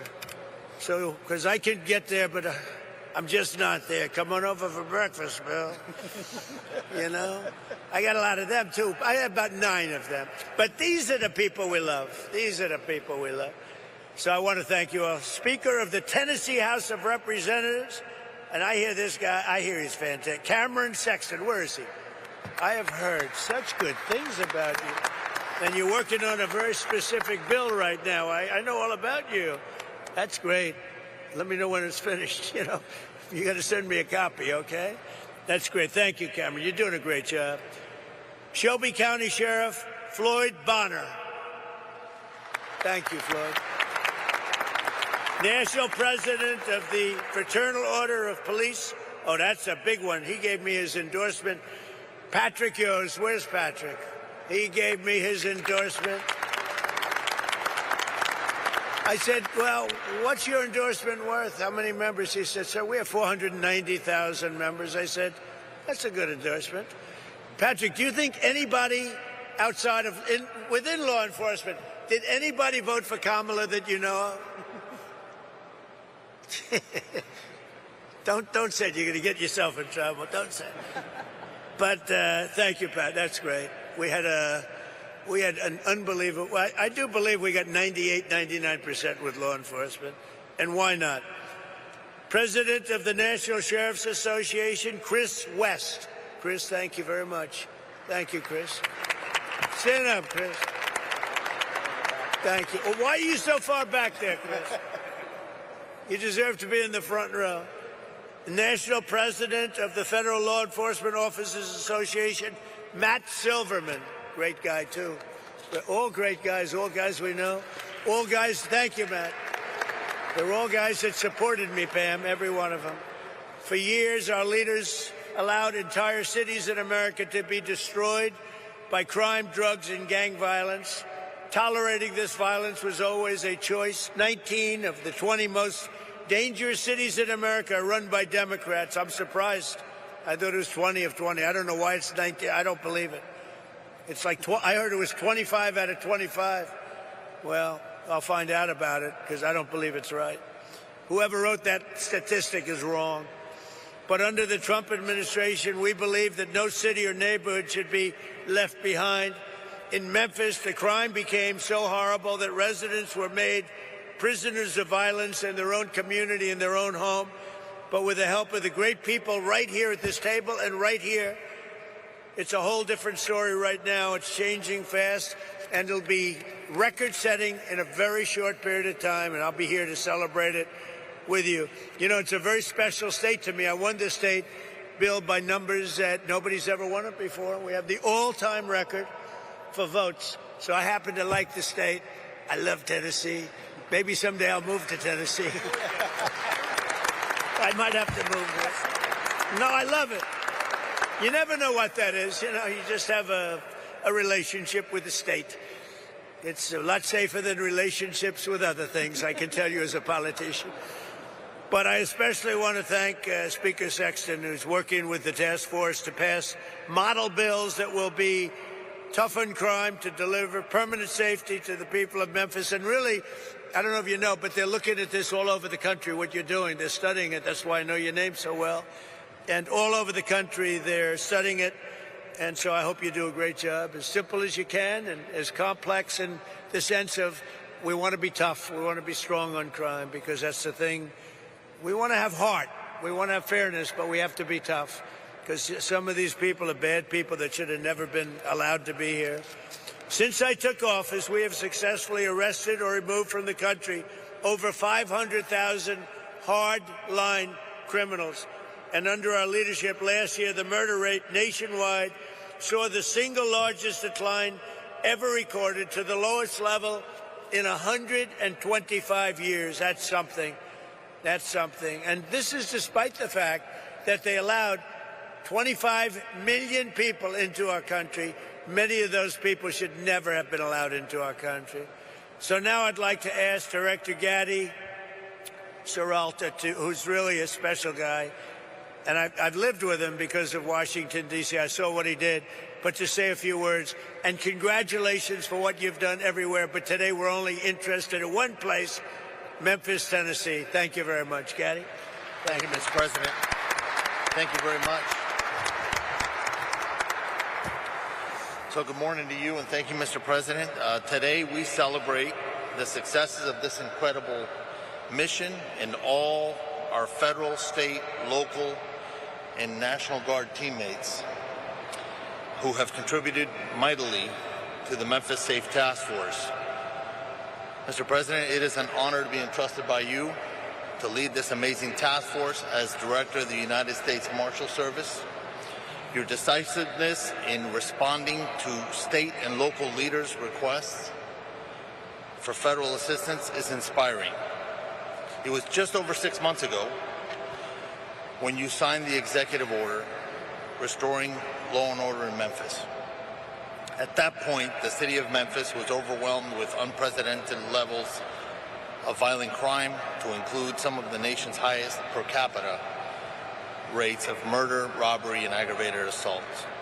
Memphis residents could not safely enjoy a walk downtown.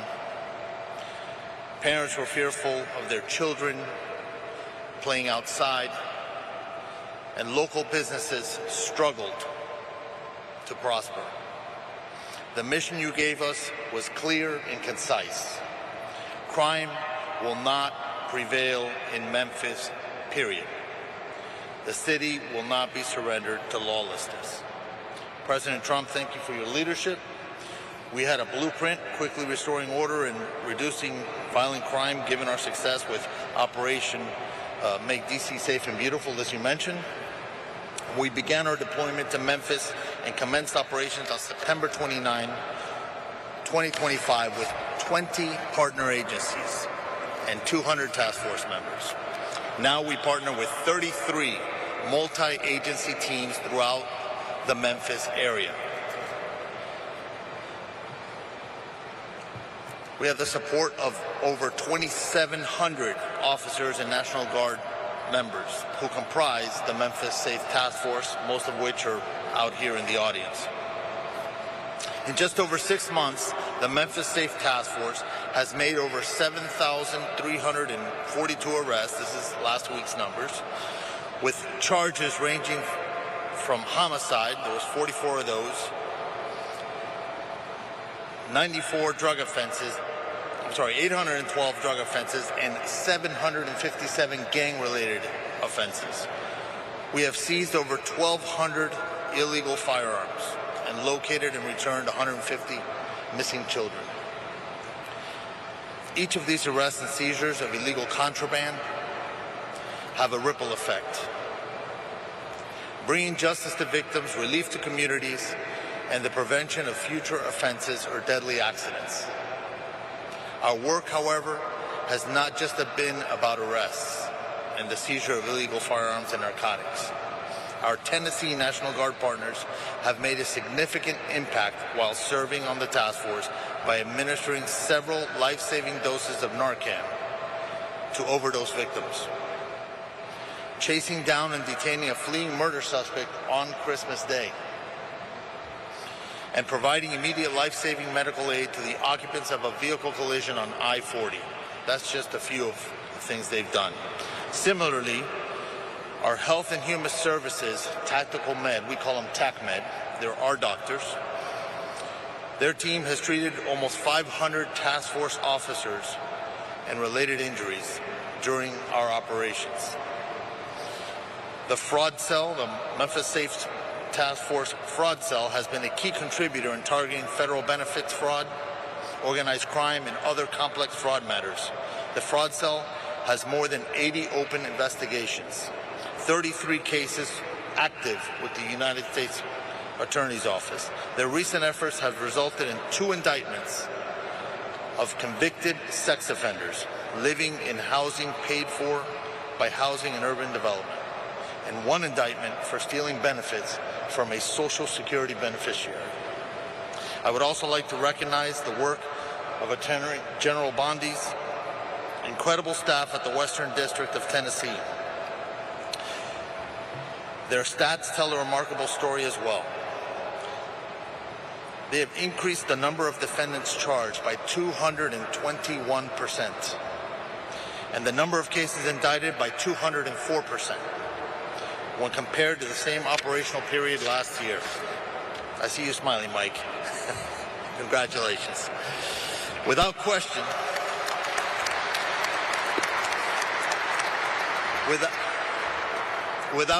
the public safety outlook in Memphis has improved dramatically. In the past 6 months, collectively, our efforts have resulted in a 43% reduction in total serious crimes, 37% reduction in murder, 40% reduction in sexual assault, 56% reduction in robbery, 68% reduction in motor vehicle thefts, and the most impressive of all is a 65% increase in the solvability of the crimes that have been committed. These numbers are so impressive that it's often easy to just recite them without reflecting on significant positive impact that we have had on lives of Memphis residents. The city's residents and visitors are now more likely to venture downtown, and our local businesses are rallying back. Large-scale public events have shown improved safety outcomes, as demonstrated during the December 6, 2025 St. Jude Marathon, where 22,000 runners gathered without a single reported downtown burglary, compared to multiple incidents in the prior year. Perhaps the most telling of all is one of our Special Assistant United States Attorneys recently reported that a traveling emergency room doctor, expressed his appreciation for all that the task force had done. You see, he said that in years past he would see 3 to 5 gunshot victims per shift, and now he sees an average of 1 gunshot victim every 3 or 4 shifts. Mr. President, the Memphis Safe Task Force underscores one simple truth. When federal state, and local agencies work together as genuine partners, we can reclaim even the most troubled cities. I am extremely grateful to you for the opportunity. To all our partner agencies, it has been an honor to work alongside you, and I look forward to sustaining and building on these partnerships as we continue to make Memphis safe again. Thank you. Thank you, Getty, very much. And Pam, I think, thank you. What a great job. And I think, I see them sitting out there, your U.S. attorney and your assistant U.S. attorney. You do a great job. Would you please stand up? Michael Donovan. Michael Donovan, Thank you, Michael. Thank you both. Great job. Thank you. Pam Bondi, please. Thank you, President Trump. Some people choose to tolerate crime, but you chose law and order. And that's why this task force worked. It was all of us, as Gaddy said, working hand in hand with my FBI, DEA, U.S. Marshals, ATF, with Cash, with Terry, with Rob, with Gaddy. Not only that, with Pete, with Department of War, with Homeland Security, with all of my agencies working hand in hand with the National Guard. When you went out there, when we came to Memphis, you could not tell who was with what agency because everyone was working so well together. Our U.S. Attorney, Mike Donovan, was out there. And not only this, everyone needs to know, we met with this president multiple times about this endeavor. The president knew what was going on here. The president cared. People like Alice Johnson sitting in the front row, who is a Memphis resident, she told us what a horrible crime problem there was. And I think the unsung hero in all of this is Stephen Miller. Stephen is the architect of making all of these plans work. Stephen, thank you. Thank you. And just two very brief examples. There was a horrible murderer, Arsenio Davis, who last October committed a gruesome double homicide. He killed his mother and dismembered another person.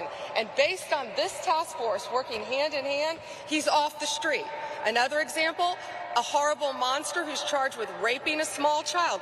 This task force, all of these members working together, arrested him. We can give you countless examples of that. Over 770 gang members off the streets. And we know there's no normal day for a law enforcement officer. We know it's so dangerous what our law enforcement officers do. But know this, Donald Trump and this administration, we have your backs. Thank you all, and thank you, President Trump. Thank you. Thank you. Thank you, Pam. And Pete Hegseth, who's been unbelievable at what he's doing, is nobody better. That was a wise choice. Pete, go ahead. Well, thank you, Mr. President. Thank you for your historic leadership on Operation Epic Fury. The success you've laid out was only possible because of the military you rebuilt, as well as the historic success here in Memphis. And I want to start by thanking every patriot in this room, in law enforcement, and the nearly 1,500 National Guard members for your heroic efforts in this operation.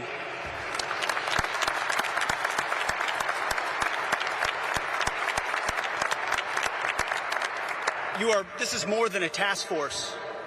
This is a statement not just in this city, but across the nation. When I look around this table, I'm looking at people that we work with every day: Governor, Cash, this team, the National Guard, Pam, Stephen, as was mentioned, Gaddy, the Speaker, at the federal level and the state level, working hand in glove. It doesn't happen any other way. You see, before President Trump, our nation was set on a perpetual course of decline. Our defense industrial base had been hollowed out. Our military had lowered its standard, prioritizing equity over merit and lethality. And right here in cities like Memphis, our people were focused on enduring just what seemed to be the status quo of rampant, vicious crime.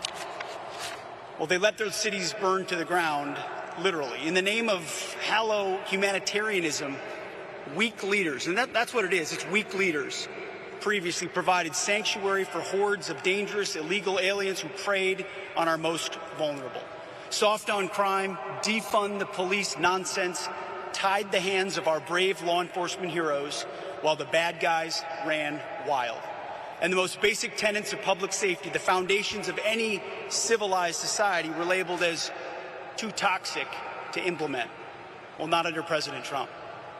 Such engineered chaos combined with a wide open border. By the way, thank you for agreeing to sign that declaration for the Memphis troops, the D.C. troops, and the troops on our border. They'll now be paid and get benefits just like folks on active duty. Thank you for that, Mr. President. It's an important step of demonstrating how serious this mission is to the Department of War. It's common sense.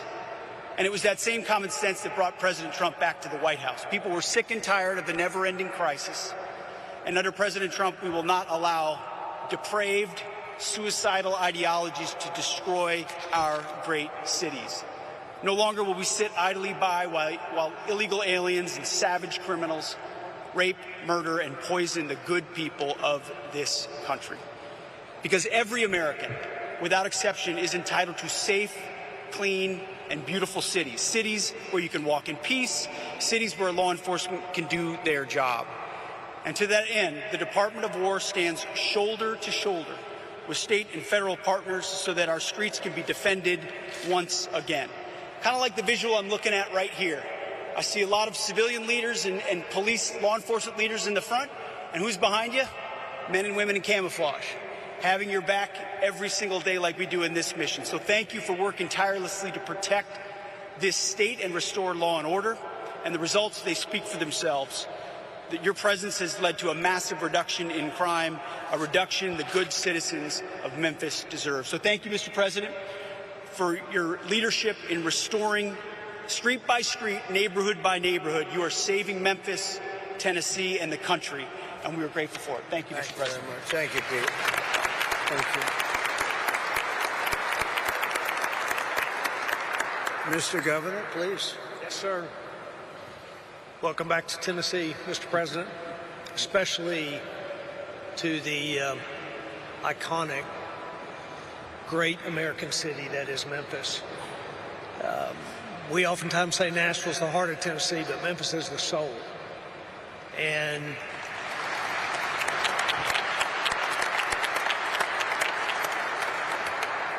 great businesses here, remarkable people, a true, rich cultural history, but a serious problem. And I want to tell you, even for me, today's a very important day, even personally. I'm a man who has loved this city all of my life. My grandparents, my mom born and raised, my family here. As a young kid, spent time with my cousins roaming the community, the neighborhoods in this city. But sadly, for decades, that was not possible for children to do safely anymore. And to watch this great city be plagued by crime like it has for decades was a very tough thing for Tennesseans to do. But as was said earlier, what's happened in the last 6 months has changed that story entirely. And because of your leadership, Mr. President, putting together the Memphis Safe Task Force, putting these people, this leadership team in place, funding and making possible resources that have never before been made available to a city like has been made for Memphis.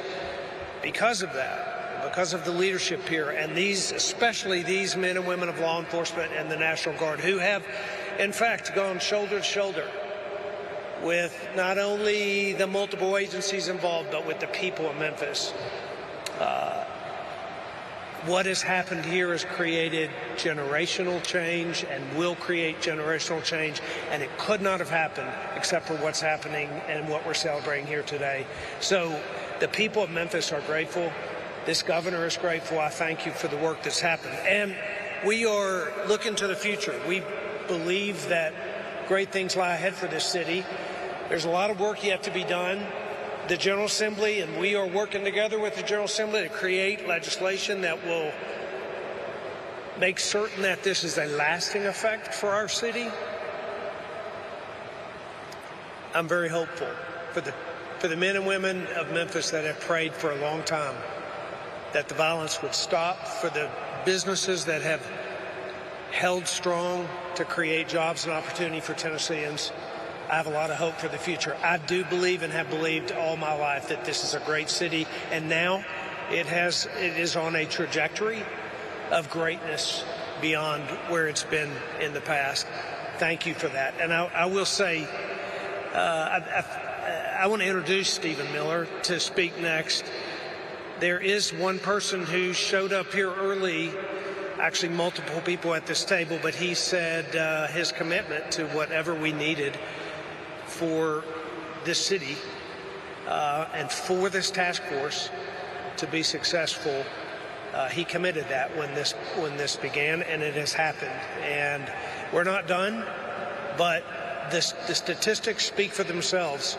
What Gaddy just read out a while ago is hard to imagine when we first started this just 6 months ago that these were going to be the results.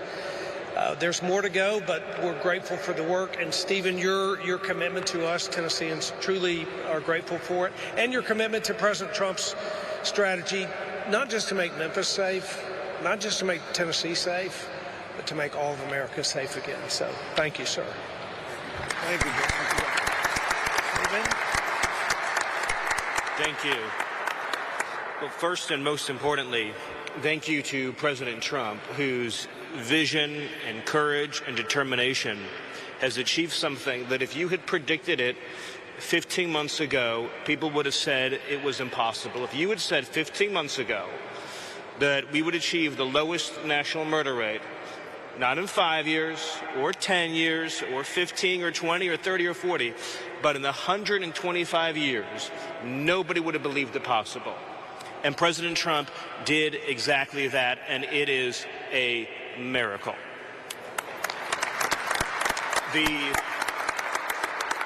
Just think about this for a second. Under President Trump's leadership, the largest reduction in murders in American history, the largest reduction in violent crime in American history, the largest reduction in drug overdose deaths in American history, the largest reduction in fentanyl in American history, the largest reduction in illegal immigration in American history, and the largest number of criminals arrested, removed, or deported in American history, all done in 1 year.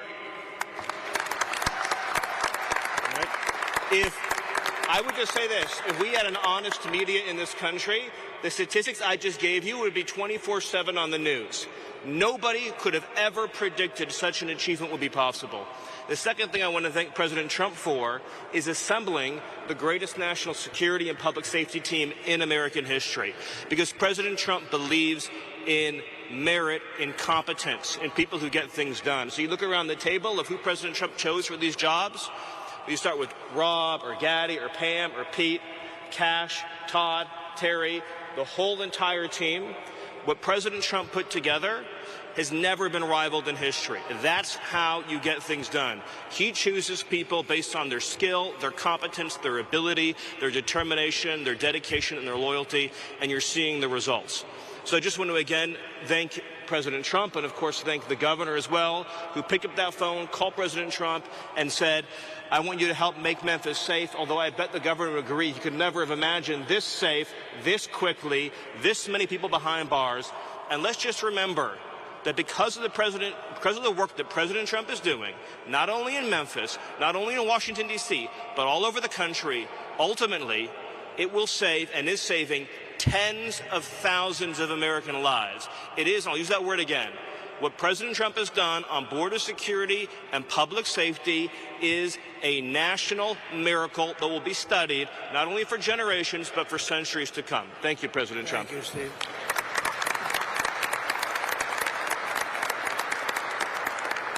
So, Cash, see if you can top that.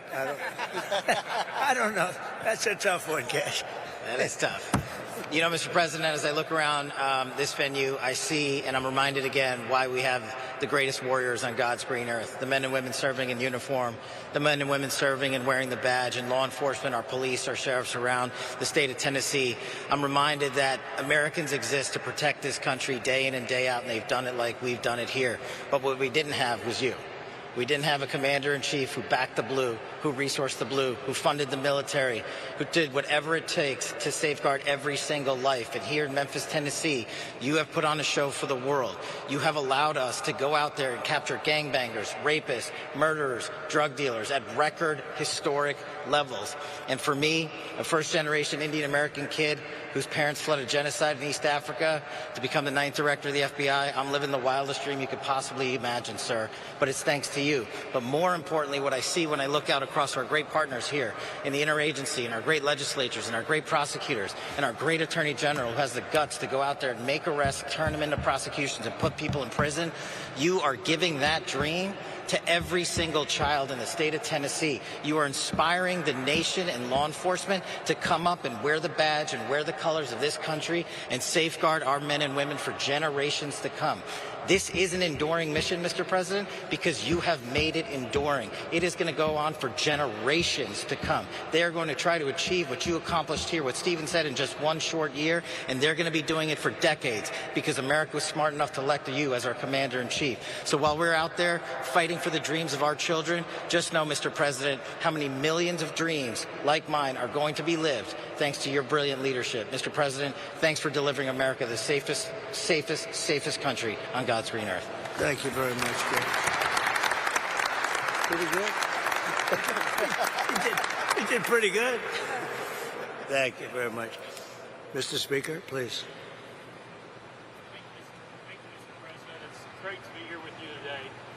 And obviously we're in the hottest country, in the hottest state, and now the hottest city, thanks to you. So we appreciate your leadership in that endeavor. Also, it takes strong leadership, Mr. President, to do what you do. We thank you for that and have a strong team as well. But I'd like to say that I appreciate how resolute you are in your belief and your attitude. And I think that's a testament to making America first. Also, I want to thank you for delivering freedom. When we talk about crime, a lot of times we talk about normalcy. But people get used to high crime. They don't understand what low crime is. And in this city, unfortunately, it became a normal thing, seeing high crime. But you deliver freedom to the residents here in Memphis, as well as Governor Lee did. And it's as little as watching a kid or a child who said they had a bicycle in their living room, and now they're able to ride it outside. We take that for granted. We take that freedom for granted, but because of you, now here in the city of Memphis, kids can ride their bicycles outside, which they never had experienced before. And now what has happened, when you have freedom, Mr. President, you have opportunity. You now have hope, you get independence, and then comes prosperity. And that's what making America great is all about. They can be anything they want to be. It doesn't matter where you start out. You can end up wherever you want to be, and that's exactly what you're doing, Mr. President. And then we can talk about crime statistics, but I want to thank you for saving hundreds of lives. And I mean by saving hundreds of lives is those individuals who were not shot and killed in the city of Memphis. Those are saved lives that have something else that God's going to give them to do in their life other than be a crime statistic. In your short period with your team's approach, there are 10,000 less victims in the city of Memphis. Think about that. Hundreds of lives saved, 10,000 less victims. That is an accomplishment that you have never seen in this aspect.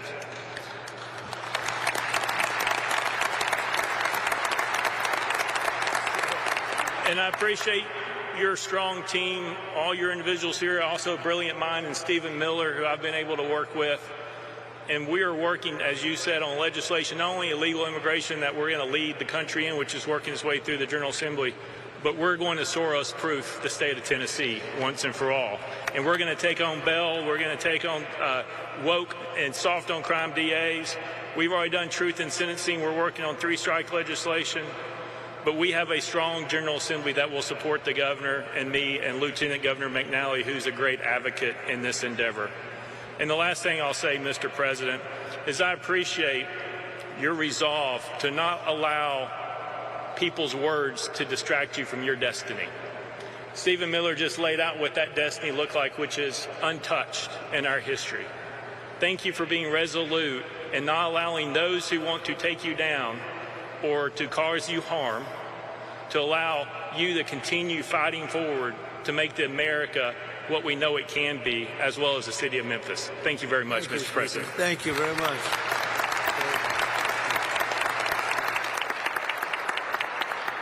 And now we have the ICE director, very important. He's done a fantastic job. Todd, please. Law enforcement officer, thank you for letting us do our job again. That's the key thing. The men and women in this room that wear the badge every day, we know that we have a president that has our back. So because of you, we can go out and we can make America safe again. But honestly, sir, if you just could look at what we did, this is what happens when strategy actually meets execution. Your model is delivering real results, securing communities and making neighborhoods safe. And if more cities would just take the lead and have the strength and constitution like the governor does to make their major cities safe again, this is a prime example of how to do it. This is a direct reflection, sir, of the model that you put in place. This and the Homeland Security task forces that you put into action with your executive order are really what's going to make a difference to this country. One thing, and Gaddy brought it up, was the Memphis Interagency Fraud Cell. That's key to your promise to the American people that honest Americans that need that funding will get it. What we're doing is we're having a reduction in fraud when it comes to SNAP benefits, mail fraud, and Medicaid fraud. And that's key and important for true Americans that believed in you that you're going to make a difference to make this country great again. While this wasn't an immigration-led operation, sir, we did have 619 illegal aliens arrested, 7 of those which were Venezuelans that were paroled into this country or TDA gang members, 1 El Sal that raped a child, and another Honduras male that raped several children. Because of your leadership, we were able to get these violent criminals out of our neighborhoods. And, sir, Memphis going forward is going to be the example, as Mr. Miller said, for decades to come. So, on behalf of the men and women of ICE, the special agents of Homeland Security, we thank you for your leadership. Thank you very much, Chad. And just,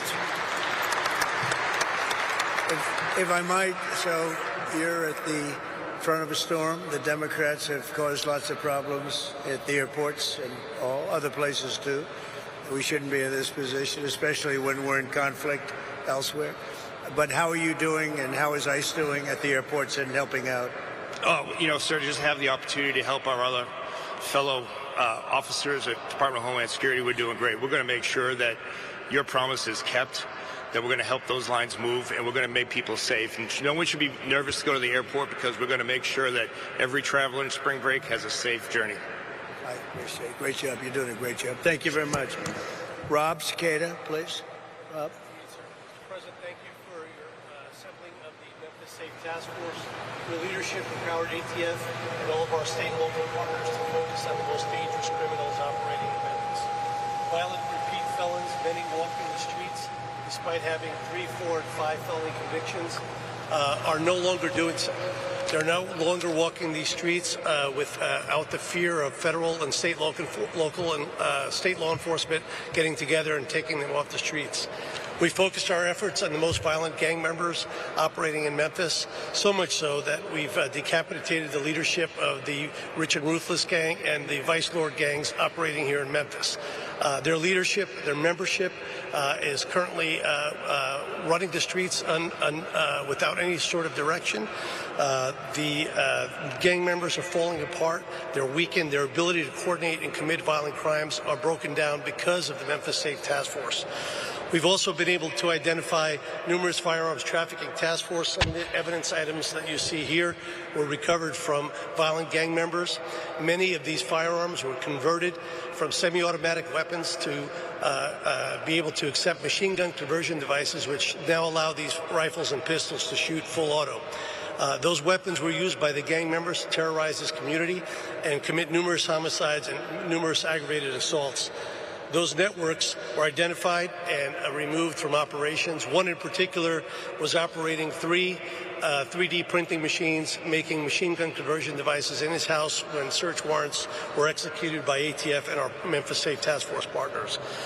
We are continually focused on preventing violent crime. In one instance, while we were out of patrol with our state and local partners, our agents responded to a shooting that had just occurred, located a victim that sustained serious gunshot injuries.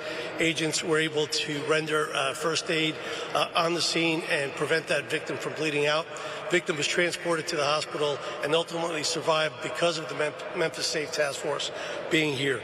Our agents regularly talk to the members of the community. The community, when we first arrived, was in visible fear. They were afraid to walk out of their homes to the corner store.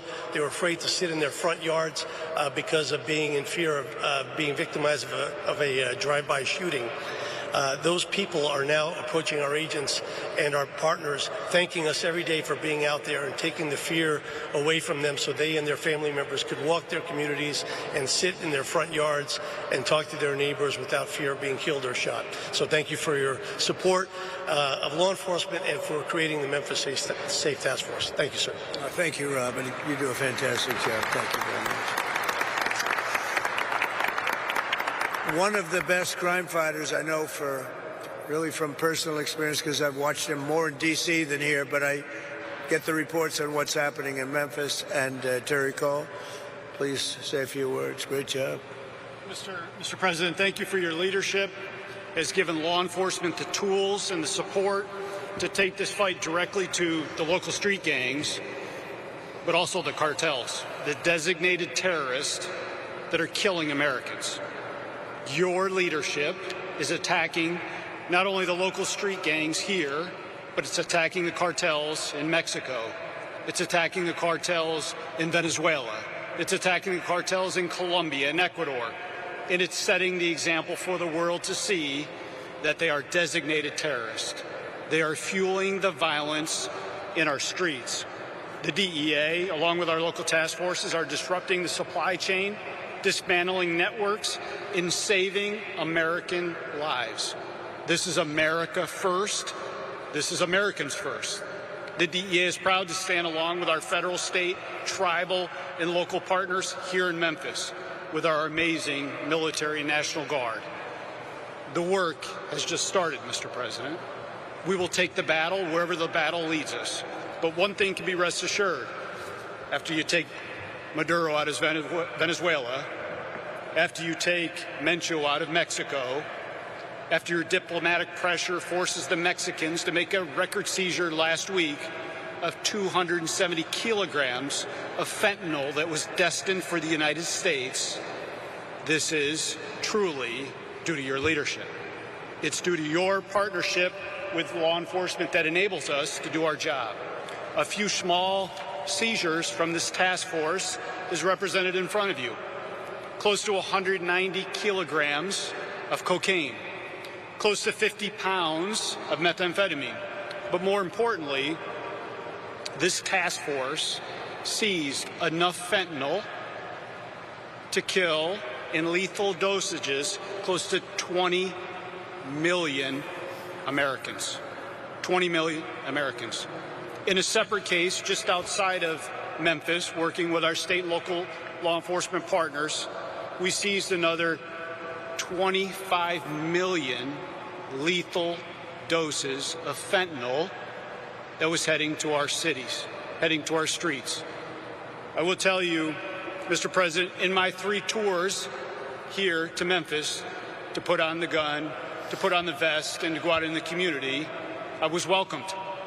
I was welcomed not only by an amazing Highway Patrol colonel and his team, but I was welcomed by the community. I was invited to front porches. I was invited to an ice cream social.